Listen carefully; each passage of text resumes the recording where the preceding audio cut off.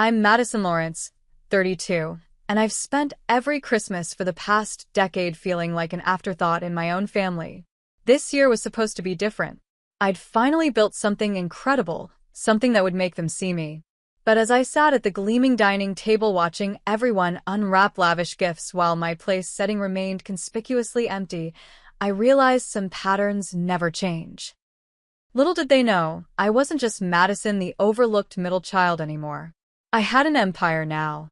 Are you watching from somewhere cozy? If so, hit that like button and subscribe while I tell you how I finally turned the tables. Growing up as the middle child between two high-achieving siblings was like living in permanent shadow. My older brother Tyler, now 36, was always the golden child. He breezed through school with perfect grades, charmed every teacher, and eventually graduated from Harvard Medical School. Now he's a respected cardiologist with a picture-perfect wife, two adorable children, and a house in the most exclusive neighborhood in Boston. Every conversation about Tyler included words like brilliant and exceptional. My parents practically glowed whenever they spoke about him. Then there's my younger sister Rebecca, 28, who inherited every beautiful gene in our family pool. By 16, she was already modeling for local boutiques. By 20, she had signed with a major agency in New York. Now her face graces magazine covers and billboards across the country. She's beautiful, charismatic, and everyone is naturally drawn to her. My mother keeps a scrapbook of every advertisement and feature Rebecca appears in, proudly showing it to anyone who visits. And then there's me, Madison, perpetually caught in the middle. Not brilliant enough to compete with Tyler. Not beautiful enough to compete with Rebecca. Just average. At least that's how my family made me feel. My solid B-plus grades were met with Tyler had straight A's, and my sensible career choices with Rebecca knew exactly what she wanted at your age. Every accomplishment I achieved somehow became diminished when filtered through the lens of my siblings' successes. Our family Christmas gatherings always highlighted this dynamic perfectly. The Lawrence family Christmas tradition involved extravagant gift exchanges that felt more like a performance than a celebration of giving. My parents, Janet and William, spared no expense for these displays of affection, except when it came to me. I still remember the Christmas when I was 16. Tyler received a brand new car with a giant red bow in the driveway. Rebecca got a trip to Paris for a cultural experience before college. I received a gift card to a bookstore and a generic sweater. When I tried to hide my disappointment, my mother said, "Madison, don't be ungrateful. Not everyone needs something flashy." This pattern continued year after year. One Christmas, Tyler got an expensive watch that befitted a future doctor, while Rebecca received designer clothes for her budding career. I received bath products from the mall. Another year, my parents gifted Tyler with a down payment for his first house, and Rebecca with connections to a major modeling agency. I got kitchen appliances because you're so practical, Madison. When I tried to address the disparity, I was told I was being too sensitive or making everything a competition. My feelings were consistently invalidated until I started to believe that perhaps I really was overreacting. Maybe I didn't deserve the same level of thoughtfulness or investment.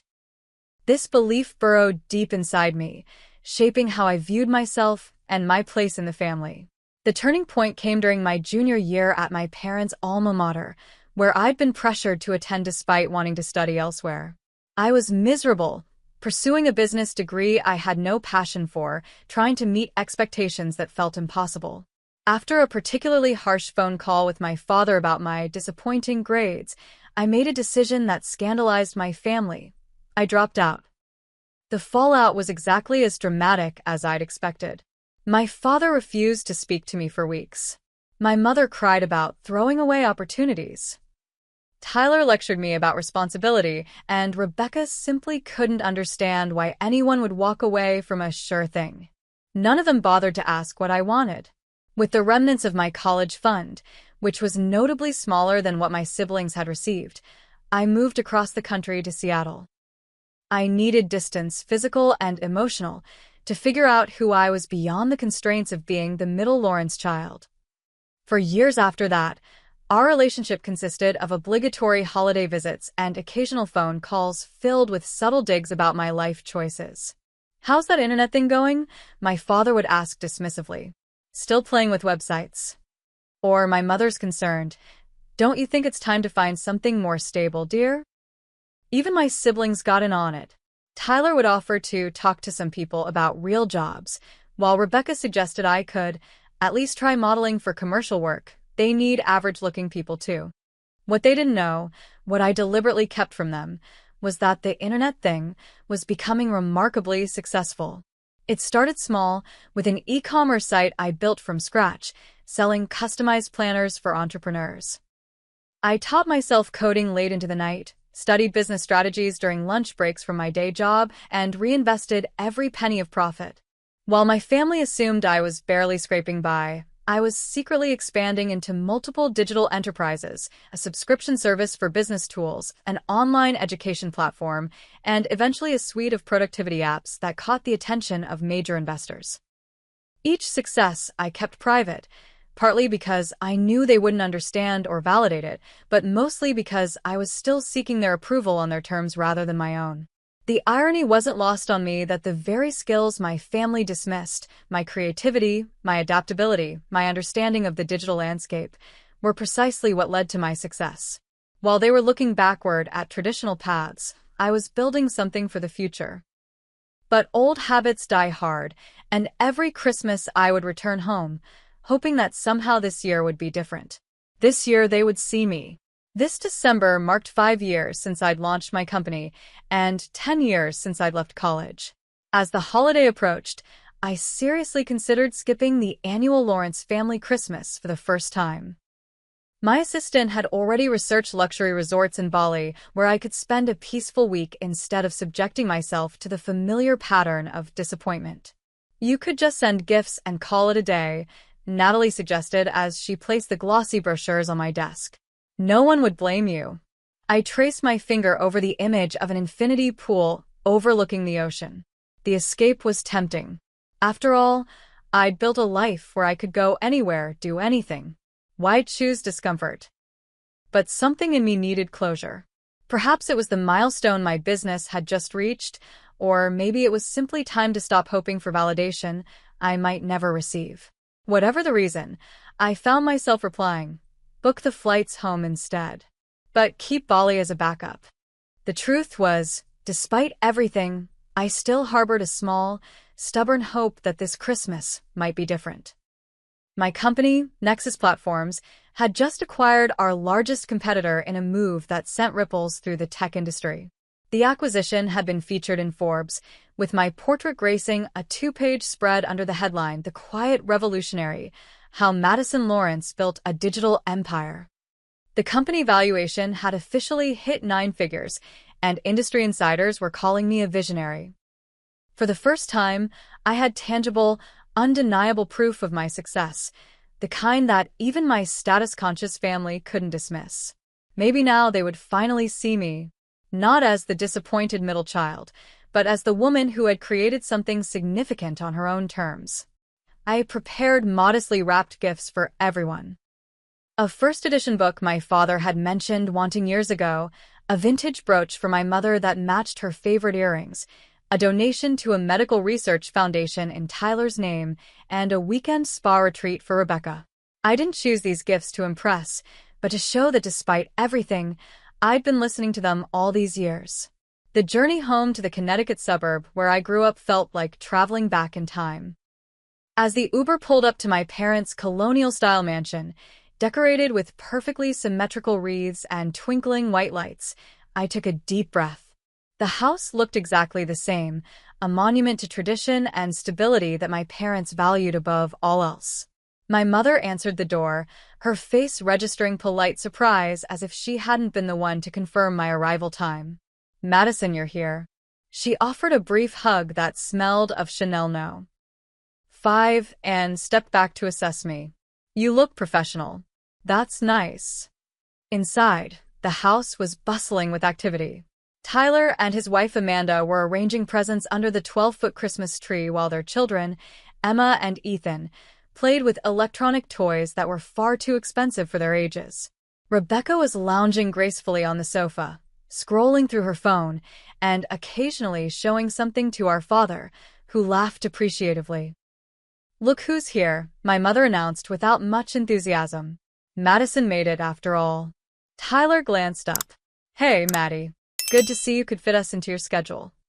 The nickname I'd always hated, the subtle dig about my absence. Rebecca barely looked up from her phone. "Nice sweater. Is that new?" It wasn't. I'd worn it last Christmas too. My father finally noticed my presence. Madison. Hope the trip wasn't too difficult.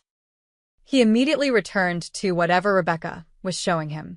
I placed my gifts under the tree and offered to help with dinner preparations, but my mother waved me off. "Amanda and I have a system. Too many cooks and all that. Why don't you just relax?" So I sat on the periphery of my family's activities, watching as they moved in their familiar choreography that somehow always excluded me. Tyler regaled everyone with stories from the hospital, while Rebecca shared gossip about celebrities she'd met on photo shoots. When I attempted to mention my company's recent growth, my father interrupted to ask Tyler about his thoughts on the stock market. Later that evening, I overheard a conversation I wasn't meant to hear. Standing in the hallway outside the kitchen, I froze as my mother's voice drifted through the partially open door. "Did you finalize the gift for Rebecca?" she asked my father. "All arranged. The condo will be ready by New Year's. She'll be thrilled. And Tyler's investment account set up. A nice start for Emma and Ethan's college funds." There was a pause before my mother added, "Should we have gotten something for Madison? She did come all this way." My father's response was dismissive. "What would we get her? She doesn't need anything practical, and she's never appreciated the things we've chosen before. Besides, we didn't expect her to come. I suppose you're right. She seems to be doing fine on her own anyway." I quietly retreated to the guest room, the familiar ache of exclusion settling in my chest. Nothing had changed. Even now, they couldn't see past their perceptions of who I was, or rather, who I wasn't. That night, I lay awake debating whether to confront them or simply endure another Christmas of being an afterthought. Part of me wanted to leave immediately, to abandon this futile hope for recognition. But another part, the businesswoman who had learned to see challenges as opportunities, thought perhaps there was a different approach. I decided to wait and see how Christmas Day unfolded. If the pattern continued, maybe it was time for them to see exactly what their overlooked middle child had become. Christmas morning in the Lawrence household had always been a carefully orchestrated event, and this year was no exception. I awoke to the sounds of holiday music drifting up from the grand piano in the living room, where my father was playing carols while my mother supervised the household staff in arranging a breakfast buffet. The aroma of cinnamon rolls, bacon, and freshly brewed coffee filled the air. By the time I made my way downstairs, everyone else was already gathered in the living room. Tyler's children were playing with new toys that had clearly been opened earlier, while the adults sipped mimosas and chatted animatedly. "There she is," my mother said with a smile that didn't quite reach her eyes. "We didn't want to wake you. You must have been exhausted from your trip." The truth was, no one had bothered to tell me that the family was gathering early. It was a small exclusion, but a familiar one. The house was decorated impeccably, as always. Fresh garlands draped across every doorway, hand-blown glass ornaments adorned the massive tree, and holiday-themed artwork had replaced the usual paintings. It was a showcase of holiday perfection that my mother had likely spent weeks planning. "Madison, would you mind helping in the kitchen?" my mother asked, though Tyler's wife Amanda was already tied with an apron and assisting. "Rebecca needs to preserve her hands for a shoot next week, and Tyler's entertaining the children." In the kitchen, I was assigned the task of peeling potatoes while Amanda and my mother worked on more complex dishes, discussing a charity gala they had both attended. When I attempted to join the conversation, the topic suddenly shifted to Amanda's interior designer, someone I naturally wouldn't know. After an hour of preparation, we gathered for the traditional Lawrence family Christmas photo by the tree. I was positioned at the edge of the group, easily croppable if desired. Then it was time for the elaborate dinner my mother had been planning for months. The dining table stretched the length of the room, covered in Irish linen and set with the Wedgwood china reserved for special occasions. Place cards in elegant calligraphy directed everyone to their seats. Mine was at the far end, beside my young niece and nephew, while my parents, Tyler and Rebecca, occupied the center of the table where conversation would naturally flow. As the first course was served, a butternut squash soup with truffle oil, my father raised his glass. A toast to family and another blessed year. Tyler, congratulations on your department's new research grant. Rebecca, your Vogue cover was spectacular. To continued success. Glasses clinked around the table. Mine remained untouched as I waited for some acknowledgement of my presence, but none came. Throughout dinner, the conversation revolved around my siblings' accomplishments and plans. Tyler discussed the medical conference he was keynoting in Switzerland. Rebecca shared details about her upcoming campaign with a luxury fashion brand. My parents beamed with pride, asking follow-up questions and offering enthusiastic support. When I mentioned my company's recent acquisition, my mother nodded distractedly before turning to Rebecca. Tell everyone about that director you met at the charity gala, darling. By the time dessert was served, individual yule-log cakes decorated with spun sugar, I had fallen silent. Years of this treatment had taught me that struggling for attention only made the exclusion more painful. Instead, I focused on helping my niece cut her dessert, finding small comfort in her innocent chatter about Santa Claus. After dinner came the main event, the Lawrence family gift exchange. This tradition had always been my father's domain. He would stand by the tree, selecting gifts one by one, making a small speech about each recipient before they opened their present. It was theatrical and excessive, but it was our tradition. First, my father announced, reaching for an envelope tied with gold ribbon, for Tyler and his beautiful family. Tyler accepted the envelope, opening it to reveal documents for an investment account. We've established a college fund for Emma and Ethan, my father explained. $100,000 to start, with annual contributions to follow.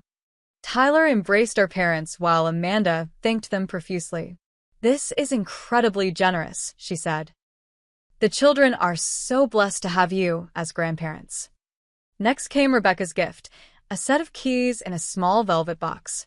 For our rising star, my father said proudly, a pied a terre in Manhattan. We know the commute from Connecticut has been tiring, and you deserve a beautiful space in the city. Rebecca squealed with delight, jumping up to hug both parents. It's exactly what I wanted. You guys are the absolute best.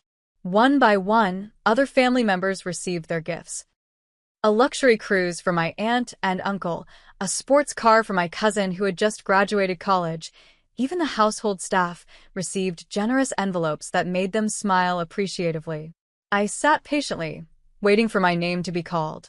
As the pile of presents dwindled, a familiar knot formed in my stomach. Still, I maintained my composure, smiling politely as others exclaimed over their gifts.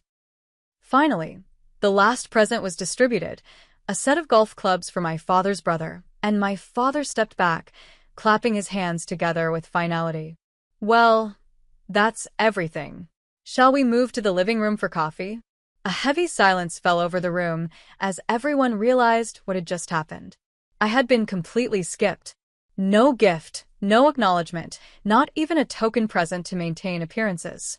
My mother was the first to notice, her eyes widening slightly. William, she said quietly to my father, didn't we have something for Madison? My father looked momentarily confused, then embarrassed. Oh, yes, well. He fumbled, clearly unprepared. Madison, your gift seems to have been delayed in shipping. These supply chain issues, We'll have it sent to your apartment when it arrives. It was a transparent lie. We all knew it.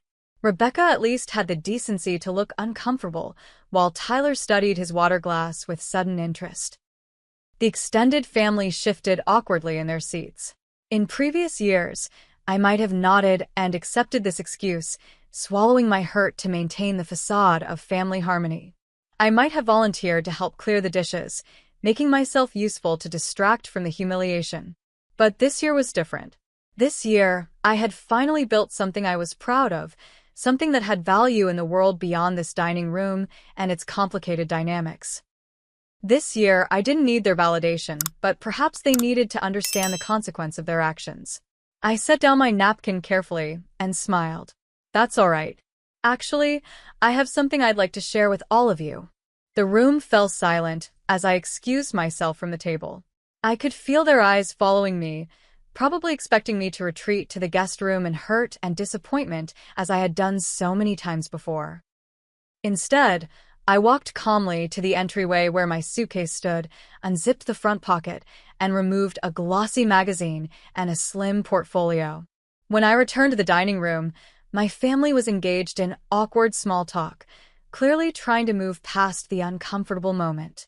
My father was pouring more wine, my mother was fussing with dessert plates, and my siblings were checking their phones, typical avoidance behavior in the Lawrence household. I cleared my throat as I stood at the head of the table, the position my father usually occupied. All eyes turned to me with varying degrees of curiosity and apprehension. I thought this might be a good time to share some news, I said, keeping my voice steady. I placed the magazine on the table and slid it toward the center, where everyone could see it. The latest issue of Forbes, with my portrait prominently featured on the cover. "What's this?" my father asked, reaching for the magazine.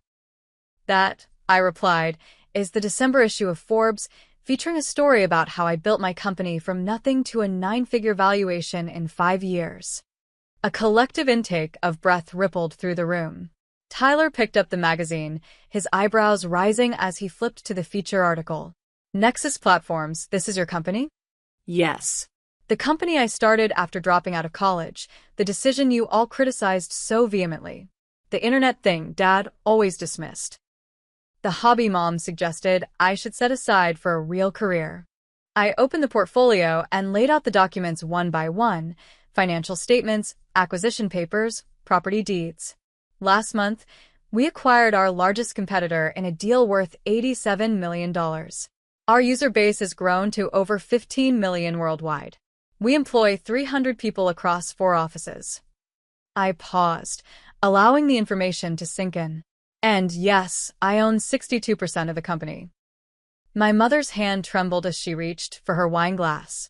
"Madison, why didn't you tell us?" "I've tried to tell you. For years, I've tried to share my work with you, but you've never been interested. Every time I mentioned my business, the subject was changed. Every accomplishment was met with indifference. I met each of their gazes directly. Why would I keep trying to share something that clearly had no value to you?" Rebecca stared at the magazine, her perfectly manicured finger tracing my name in the headline. "This says you're worth over $100 million, she said, her voice barely above a whisper. $118 million as of last month's valuation," I confirmed. "More than everyone in this room combined, I believe." My father's face had gone through a remarkable transformation, from confusion to disbelief to a calculated interest I recognized from his business dealings. "Madison, this is extraordinary. You should have told us. We could have helped advised you. Could you have?" I interrupted gently. "You've never understood the digital economy, Dad. You've made that abundantly clear every time you've called it a fad or a bubble about to burst." I turned to address the entire table. I didn't share this to boast or to make anyone uncomfortable. But after years of being overlooked and undervalued in this family, after sitting through another Christmas where I'm literally the only person who didn't receive a gift, not even a token one, I thought it was time for some honesty. The silence that followed was profound. My Aunt Julia was the first to speak. "Madison, we had no idea. Your parents always said you were finding yourself or trying different things." "Because that was easier than admitting they didn't understand or approve of my choices," I replied. "It was easier than acknowledging that the middle child didn't fit their narrative of success." My mother's face had flushed a deep red. "That's not fair, Madison. We've always supported you, have you?" I asked quietly. "When was the last time you asked about my work with genuine interest? When have you ever celebrated my accomplishments the way you celebrate Tyler's or Rebecca's? When have you ever made me feel as valued as my siblings?" The discomfort around the table was palpable. Tyler shifted in his seat, looking troubled. Maddie, come on. No one meant to make you feel less important. Intent and impact are different things, Tyler. And it's Madison, not Maddie. I've asked you not to call me that since we were teenagers. The simple assertion of this boundary, something I would never have done in the past, seemed to surprise him into silence.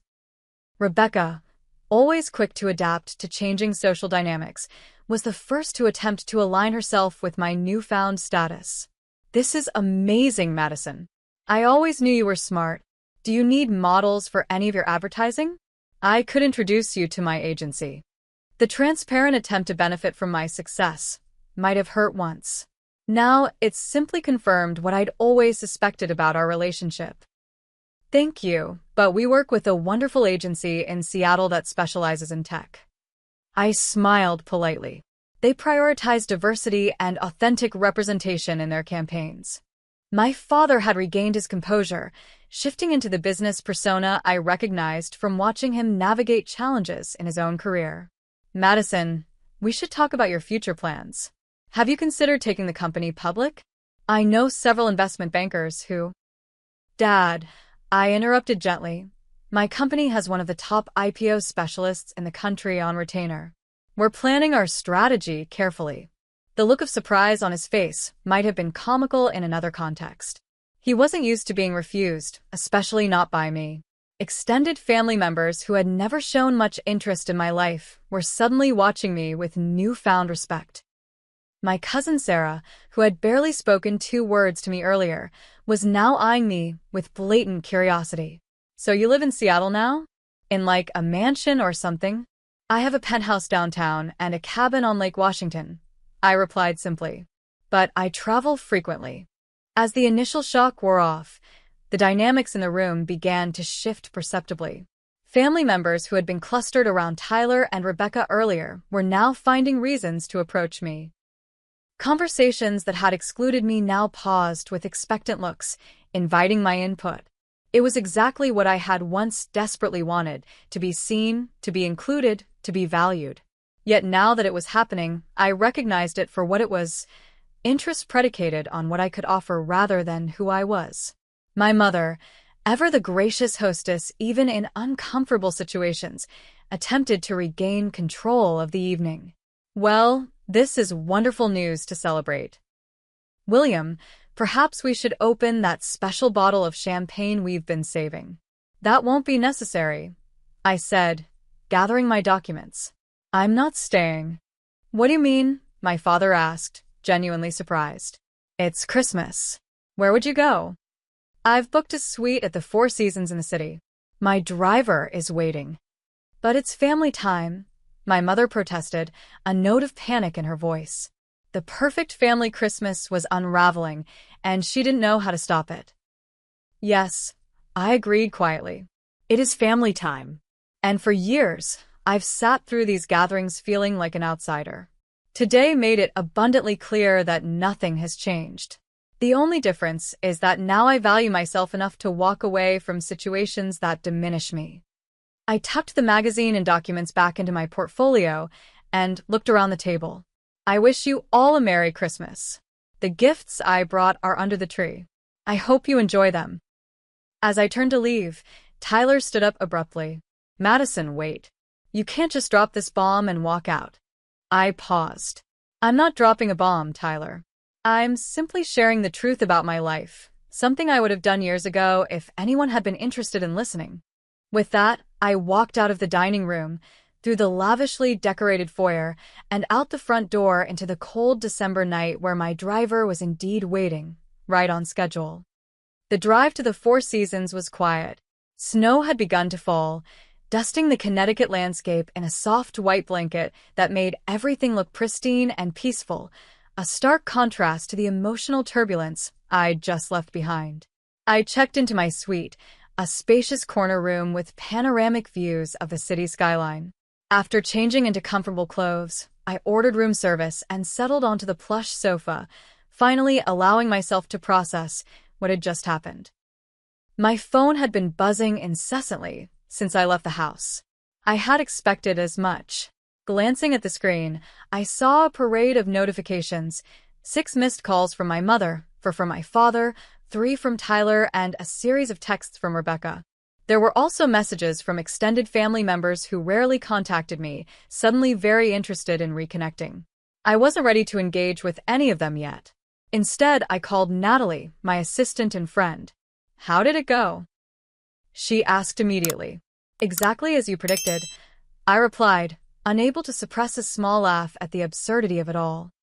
"They didn't have a gift for me. Not even a token one. So you showed them the magazine? And the portfolio? You should have seen their faces." Natalie was silent for a moment. "Was it satisfying? Getting to finally show them who you've become?" I considered the question carefully. It wasn't about satisfaction. It was about finally standing in my truth without apology. For the first time, I didn't shrink myself to fit their expectations. "I'm proud of you," she said simply. "What happens now?" "I don't know," I admitted. "But whatever it is, it will be on my terms."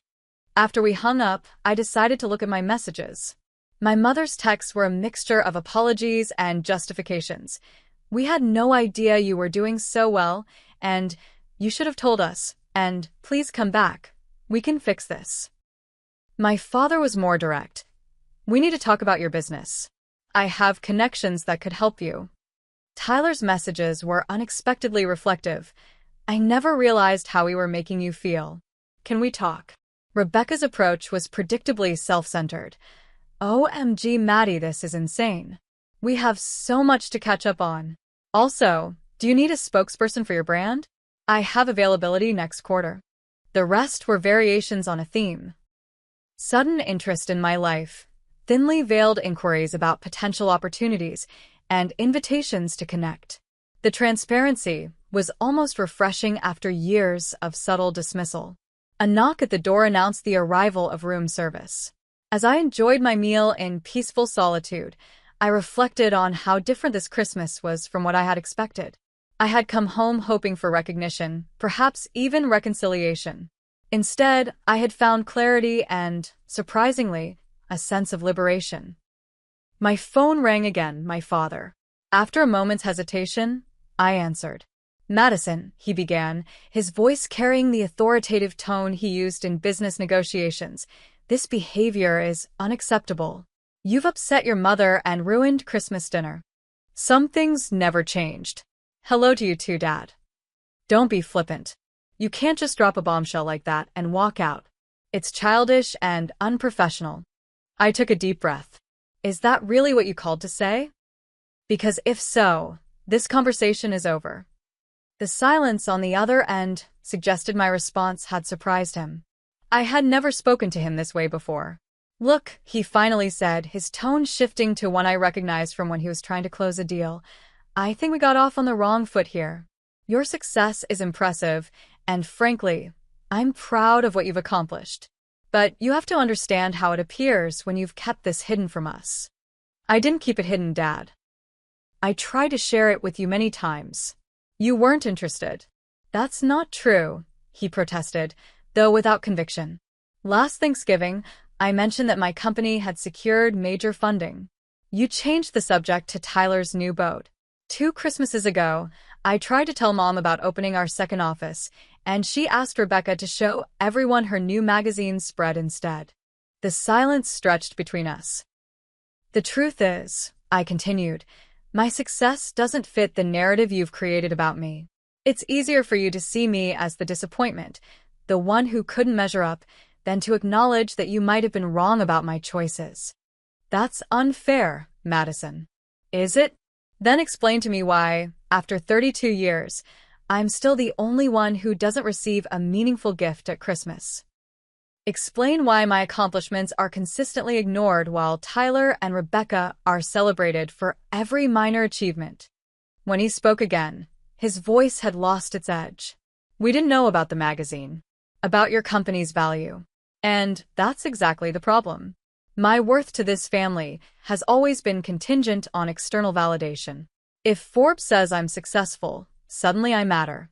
But all the years of hard work before that, the courage it took to follow my own path, none of that was valuable to you." There was another long pause. Your mother wants you to come back, he finally said. We're having brunch tomorrow. The whole family will be there. I don't think that's a good idea. I need some space. Madison, he said, and I heard a note of genuine confusion in his voice. What do you want from us? It was a question I hadn't expected, and it made me realize that despite everything, my father truly didn't understand the issue. I don't want anything from you, Dad. That's the point. For years, I wanted your approval, your recognition. I wanted to be valued the same way you value Tyler and Rebecca. But I don't need that anymore. I've built a life that fulfills me, with people who see and appreciate me for who I actually am. After we hung up, I received a text from my mother asking if she could visit me at the hotel tomorrow. I agreed to meet her for coffee in the lobby. Whatever happened next, I knew things between us would never be the same, and that wasn't necessarily a bad thing. Later that evening, as I sat by the window watching the snow fall over the city, I realized that the hollow feeling I'd carried for so many Christmases had been replaced by something else. Not happiness exactly, but a quiet sense of peace. I had finally stopped waiting for my family to see my worth and had fully embraced it myself. My phone chimed with another message.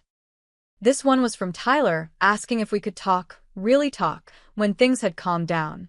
I think I owe you an apology, he wrote. Several, actually.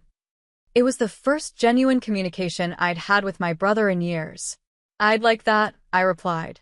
As I prepared for bed, I thought about how strange it was that my family's failure to give me a gift had ultimately given me something far more valuable, the courage to finally stand in my truth. The days following Christmas unfolded in ways I couldn't have predicted. News of my success spread through the extended family like wildfire. Suddenly, relatives who had barely acknowledged my existence at previous gatherings were reaching out with congratulatory messages and invitations to lunch. My cousin Allison, who had always been closer to Rebecca, posted a throwback photo of us as children with a caption, "So proud of my brilliant cousin Madison and all she's accomplished." #family pride, #girlboss, despite the fact that we hadn't had a real conversation in over a decade. My uncle David, my father's brother and business partner, called to discuss potential synergies between my company and their investment firm. When I politely declined, citing our different market approaches, he seemed genuinely surprised. The idea that I might not want or need their business connections had never occurred to him. Most telling were the emails from distant relatives and family friends asking if I might have opportunities for their children or grandchildren. "Sarah is graduating from business school this spring and would love to learn from someone as successful as you," wrote my mother's cousin, whom I'd met perhaps 3 times in my life. I set firm boundaries with these opportunistic outreaches, responding with polite but non-committal messages. For more sincere inquiries, I offered to connect people with our HR department through proper channels, the same opportunity available to any qualified candidate. The morning after Christmas, I met my mother in the hotel lobby as promised. She looked smaller somehow, her usual confident posture diminished. She had dressed carefully, as always, but her eyes betrayed a sleepless night. "Madison," she began after we were seated with our coffees. "I don't know where to start." "How about with the truth?" I suggested gently. She twisted the diamond tennis bracelet on her wrist, a gift from my father on their anniversary. "I never meant to make you feel less important than your siblings. You have to believe that." "I believe you didn't intend to hurt me," I acknowledged. "But the impact was the same, regardless of intent." "You were always so different," she continued. "Tyler and Rebecca were easy to understand. Their paths were clear from the beginning. But you always marched to your own drummer. I never knew how to connect with you. Did you try?" I asked. "Did you ever try to understand what mattered to me, rather than pushing me to fit a mold I wasn't meant for?" The question hung between us as she stared into her coffee cup. "I thought I was protecting you," she finally said. "The world rewards certain kinds of success. I wanted that for you. And when I found success on my own terms, where was the celebration then?" A tear slipped down her cheek. I didn't understand it. I didn't recognize it as success because it didn't look like what I thought success should be. She looked up at me. "That was my failure, not yours." It was perhaps the most honest conversation we'd ever had. For the first time, my mother was seeing me, really seeing me, not as a disappointing reflection of her expectations, but as the woman I'd become. "I can't change the past," she said, "but I'd like to understand your present. Your life. If you'd let me." It wasn't an immediate fix for years of emotional distance, but it was a beginning. My conversation with Tyler happened 2 days later, over lunch at a quiet restaurant away from family interference. Unlike our mother, Tyler didn't attempt to justify or explain away his behavior. "I've been a terrible brother," he said straightforwardly. "And I didn't even realize it until yesterday, when Amanda pointed out how I've treated you all these years." I raised an eyebrow. "Amanda said that?" He nodded. "She was furious about what happened at Christmas dinner. Said she'd been uncomfortable with how the family treats you for years, but didn't feel it was her place to say anything." He grimaced. "She also pointed out that I've been competing with you our whole lives, even when you weren't competing with me." "Competing? Tyler, you were always the star. The golden child." "And I worked myself to exhaustion maintaining that image," he admitted. "Do you have any idea how terrifying it is to be the one everyone expects to be perfect? To know that any failure would be magnified because Tyler never fails." I hadn't considered it from that perspective before. "That sounds exhausting." "It was. It is." He pushed his food around his plate. "When you dropped out of college, part of me was jealous. You had the courage to walk away from expectations that weren't serving you. I never did." "You love being a doctor," I pointed out. Ida. "But I hate the politics, the pressure, the constant comparison to other physicians. Sometimes I wonder if I would have chosen differently if I'd been given a real choice." He met my gaze directly. "Watching you build something on your own terms made me question everything about my own path. It was easier to dismiss your choices than to examine mine." It was a surprisingly vulnerable admission from my brother, who had always presented himself as supremely confident. "I'm sorry, Maggie-san." For the nickname you hate, for the dismissive comments, for not standing up for you with Mom and Dad. For all of it. Later that week, Rebecca invited me to her apartment in the city. Not the new one from our parents, but her current place, a stylish loft in a trendy neighborhood. Unlike Tyler, whose apology had been straightforward, Rebecca approached our relationship sideways. "Your outfit in that magazine spread was amazing," she gushed, pouring us each a glass of expensive champagne. "Who's your stylist? You should let me introduce you to mine."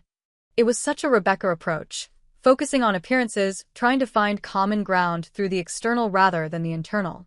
But as our conversation continued, unexpected moments of authenticity emerged. "Do you know why I started modeling?" she asked abruptly, after her second glass. I shook my head.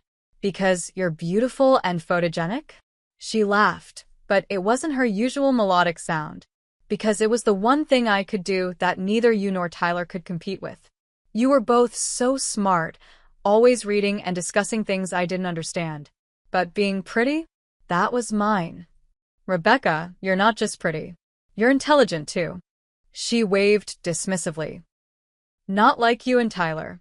I learned early that my value was in my appearance. I leaned into it because at least there, I could excel." She looked at me searchingly. "Do you know what it's like to have your entire worth tied to something that will inevitably fade? Something you have almost no control over." I did know what it was like to have your value tied to external metrics rather than intrinsic worth, but I hadn't realized Rebecca felt the same insecurity I did, just from a different angle. "I was jealous when I saw that magazine," she admitted.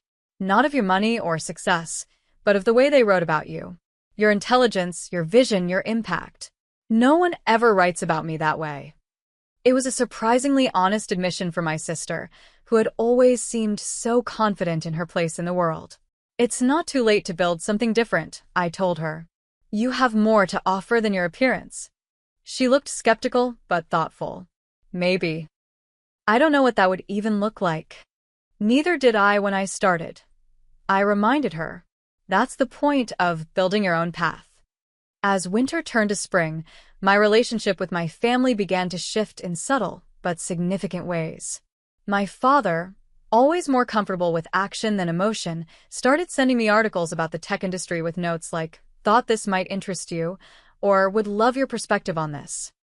My mother made efforts to learn about my business, asking questions that showed she was genuinely trying to understand. Tyler and I established a monthly video call that became a surprisingly important connection for both of us. Rebecca started taking business classes online, exploring interests beyond modeling for the first time. None of these changes erased the past or instantly healed old wounds. There were still awkward moments, misunderstandings, and occasional slides back into familiar patterns. But there was also a new foundation of honesty and mutual respect that hadn't existed before. The most profound changes, however, were within me. The recognition I had once desperately sought from my family no longer defined my sense of self-worth. I had proven to myself more than anyone that I could create something meaningful on my own terms. This internal shift manifested in my professional life as well. I began using my platform to highlight overlooked entrepreneurs, particularly women and minorities in tech who, like me, didn't fit conventional expectations of success. We established a mentorship program and a venture fund specifically for founders from underrepresented backgrounds. The company culture I built deliberately countered the hierarchical structure I had grown up with. At Nexus, every voice was valued, every perspective considered. We celebrated diverse forms of achievement, recognizing that innovation comes from many different types of intelligence and creativity. As the next Christmas approached, I received the expected invitation to the family gathering. This time, however, it came with a personal note from my mother. "We understand if you choose not to join us, but we're working on doing better, and we'd love to have you there. Either way, we're proud of you." It was a small thing, just a few handwritten sentences, but it represented a seismic shift in our family dynamic. For the first time, my choice was being respected, my boundaries acknowledged. My presence was requested, not assumed or obligated. After careful consideration, I decided to attend. Not from obligation or hope for validation, but from a place of strength and the belief that relationships, like people, can grow and evolve when given the chance. 1 year later, I found myself once again driving to my parents' house for Christmas. So much had changed since last December's dramatic revelation and exit. My company had continued to thrive, expanding into international markets and launching a foundation focused on digital literacy in underserved communities. Personally, I had finally found a balance between work and well-being, splitting my time between Seattle and a newly purchased beach house where I could disconnect and recharge. The Lawrence family Christmas looked different this year. The decorations were still impeccable, but there was a subtle shift in the atmosphere. For one thing, my parents had hired a photographer to capture candid moments rather than the usual formal portrait by the tree. More significantly, the seating at dinner was arranged in a circle rather than the hierarchical rectangle of previous years, with no head of the table position signifying greater importance. The gift exchange, once my father's carefully orchestrated performance, had been reimagined. Instead of my father distributing presents with lengthy speeches, we had adopted a new tradition where each person selected a gift for one family member, chosen by drawing names at Thanksgiving. The focus was on thoughtfulness rather than monetary value, with each giver sharing why they had selected their particular gift. My mother had drawn my name. When it was her turn, she seemed uncharacteristically nervous as she handed me a small, carefully wrapped package. "I struggled with what to give you," she admitted. "Nothing seemed adequate. But then I realized what you might appreciate most isn't something new, but something that acknowledges the past." Inside the box was a delicate silver locket. When I opened it, I found a tiny photograph of myself at about 10 years old, sitting cross-legged on the floor with a computer, my first, surrounded by books and looking completely absorbed in whatever I was creating. "I found this when I was going through old photo albums," my mother explained. "It struck me that this was you, truly you even then, creating, building, seeing possibilities that the rest of us couldn't see yet." I should have recognized and celebrated that spirit instead of trying to redirect it. It was perhaps the most meaningful gift she had ever given me, not for its monetary value, but because it represented her effort to see and acknowledge who I had always been. Tyler gifted Rebecca with resources for the small beauty channel she had started, focusing on age-positive skincare rather than the youth-obsessed content that dominated the industry. Rebecca gave our father a series of experiences they could share: cooking classes, wine tastings, activities that created connection rather than just adding to his collection of things. The changes in our family dynamic weren't perfect or complete. There were still moments of tension, old patterns that emerged unconsciously, assumptions that needed to be challenged. But there was also a newfound willingness to address these issues directly rather than sweeping them under the rug of polite conversation and performance. After dinner, I found myself sitting in the kitchen with Tyler while everyone else was in the living room playing a board game. He was unusually contemplative, staring into his whiskey glass. "Do you know what I realized this year?" he asked. "I've spent my entire adult life chasing external markers of success. The right schools, the right specialty, the right neighborhood. I've been so focused on checking boxes that I never stopped to ask if they were the right boxes for me." Are they? I asked. He shrugged. "Some yes, some no. I love medicine, but I'm tired of the politics. Amanda and I have been talking about moving to a smaller community where I could practice more holistically. Less prestige, but more meaning." "Mom and Dad would have a fit," I observed. He laughed. "Probably. But I think I'm finally ready to make decisions without worrying about their approval." He raised his glass in a small toast. I had a good teacher in that department. Over the following year, I worked with a therapist to process the complex emotions surrounding my family relationships. It wasn't always easy to confront the ways in which childhood patterns had shaped my adult behaviors and expectations. There were sessions where I left feeling raw and exposed, having uncovered yet another layer of the unconscious belief that I needed to prove my worth through achievement. The interesting thing about family dynamics, my therapist observed during one particularly insightful session, is that they're systems where everyone plays a part. Your parents and siblings weren't villains, and you weren't just a passive victim. You all co-created patterns that served certain functions, even when they were painful. "What function did being overlooked serve?" I asked. "It may have reinforced your drive to succeed independently. It might have protected you from the suffocating expectations your brother faced or the limiting focus on appearance your sister experienced." She leaned forward. "The question isn't about assigning blame, but about recognizing patterns so you can make conscious choices about which to keep and which to change." This perspective helped me approach my family with more compassion, recognizing that each of us had been shaped by the same system in different ways. Tyler's perfectionism, Rebecca's focus on appearance, my parents' rigid definitions of success, all were responses to forces larger than any individual. Understanding this didn't erase the hurt of past exclusions, but it did help me release some of the resentment I had carried. I could acknowledge the pain while also recognizing that healing didn't require my family to perfectly understand or atone for every past slight. It required me to set boundaries, communicate honestly, and decide what kind of relationship I wanted moving forward. Beyond my immediate family, I had built a chosen family of friends and colleagues who saw and valued me for exactly who I was. Natalie, who had been with me since the early days of the company, was now both my COO and closest friend.